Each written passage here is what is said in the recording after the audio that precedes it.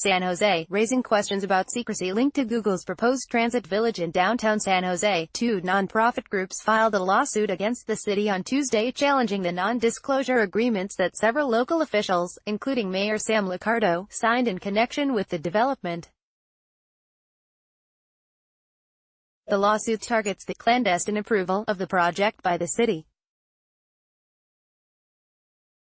The plaintiffs are First Amendment Coalition and Working Partnerships USA, according to a copy of the complaint filed in Santa Clara County Superior Court. It's really odd to raise objections to non-disclosure agreements that expired a year and a half ago, Mayor Liccardo said in comments sent to this news organization on Thursday. Since June of 2017, we've made very public announcements about our negotiations with Google, had several well-attended community meetings to discuss the development and its impacts, responded to public records requests.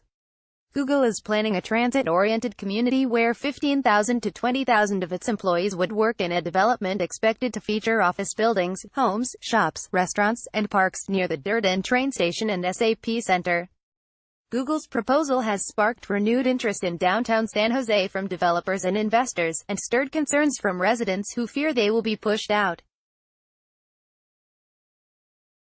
Mountain View-based Google was not listed as a defendant in the litigation, and the search giant could not be reached for comment Tuesday.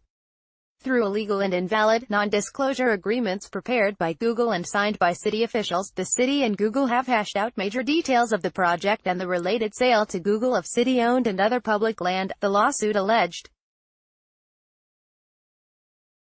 In an interview with this news organization in February, San Jose City Attorney Richard Doyle noted that non-disclosure agreements, even ones involving government officials, have become more common.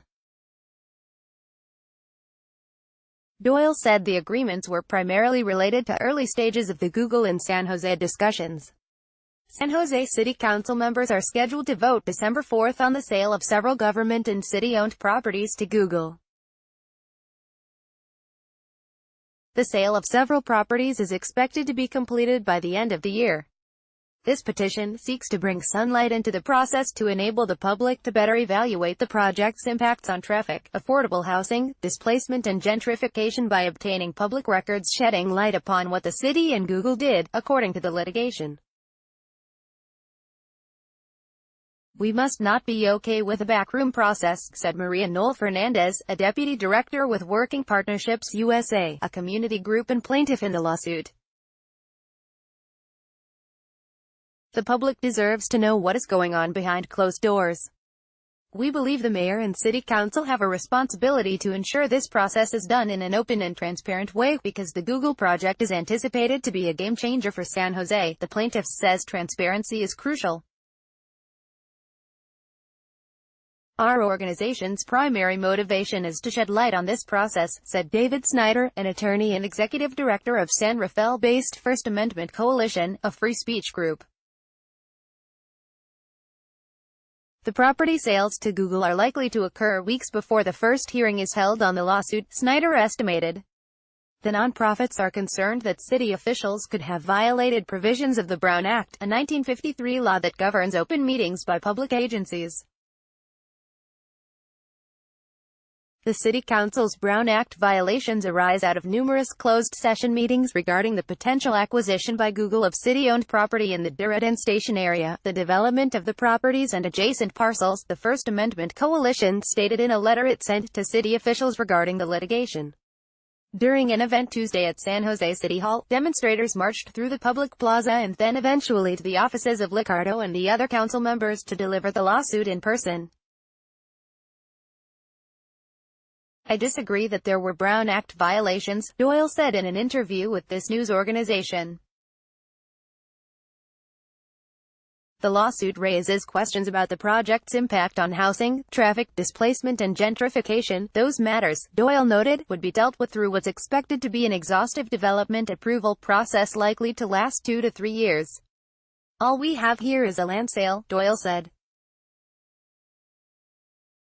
"The only thing the city is making a decision about is strictly a land sale," city officials said Tuesday they had seen a copy of the lawsuit. We are going through one of the most transparent processes ever regarding Google's move into San Jose, San Jose Councilman Johnny Camas said in an interview with this news organization. It's possible Google is undergoing more scrutiny than any other company seeking to move to San Jose. This lawsuit has no merit. Mayor Liccardo noted on Thursday that by the end of this week, the city will officially release even more wide-ranging details about the city's negotiations with Google. The details are expected to include a formal memorandum of understanding that outlines numerous issues such as the proposed prices for the government properties Google intends to buy. There is no non-disclosure agreement binding the city, and it's irrelevant to our negotiations going forward, Mayor Liccardo said. The trend of tech companies seeking non-disclosure agreements is more likely to widen than diminish, said Carl Gardino, president of the Silicon Valley Leadership Group. Anyone who has ever stepped into the lobby of any company in Silicon Valley knows that non-disclosure agreements are the norm and not the exception, Gardino said.